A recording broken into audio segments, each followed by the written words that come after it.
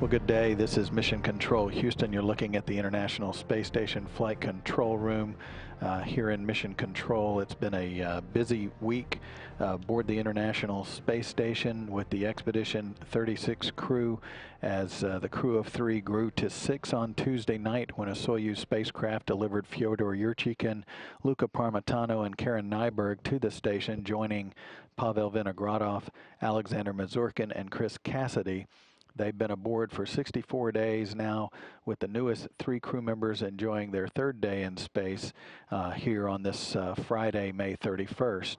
As the crew members made final preps for their newest crew members' arrival back on Tuesday, those 3 launched on their Soyuz spacecraft at 3:31 p.m. Central Time on a fast-track 6-hour 4-orbit rendezvous, arriving at 9:10 p.m.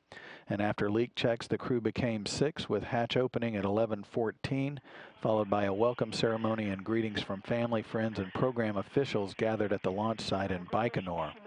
The first few hours early Wednesday before going to bed included orientation and a safety briefing, followed by a day of rest to orient their body clocks back to the normal operating time aboard the station.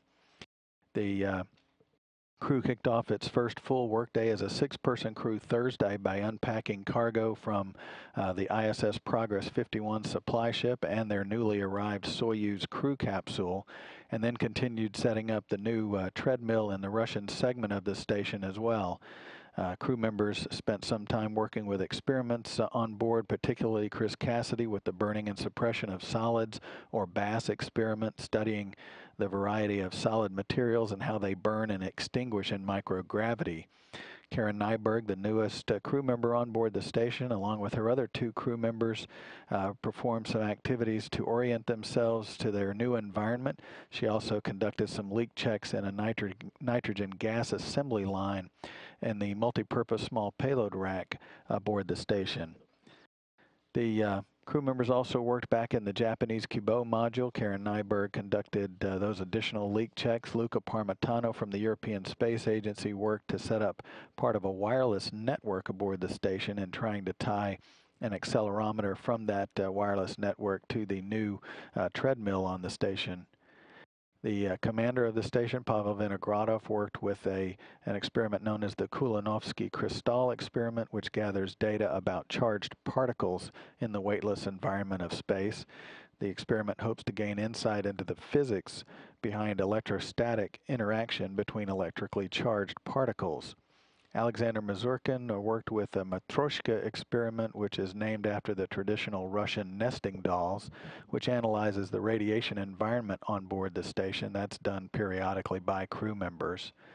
Newest crew member on the Russian segment, Fyodor Yurchikhin, focused on transferring cargo from the Soyuz spacecraft in which he, Parmitano, and Nyberg arrived, and also spent some time orienting himself to the environment around the station as well. The crew members also began their preparing for the arrival next week of an automated transfer vehicle from the European Space Agency that will deliver additional cargo to the crew. So they're looking forward to that, which will occur on Wednesday of next week. And this weekend, the crew members will essentially have some off-duty time. They'll check on some ongoing experiments on board and talk with family members here on the ground. And then on Monday, they will begin a new week by undergoing some routine onboard training with emergency hardware familiarization aboard the station. So that's the week for Expedition 36 aboard the International Space Station. Have a great weekend, everyone. This is Mission Control Houston.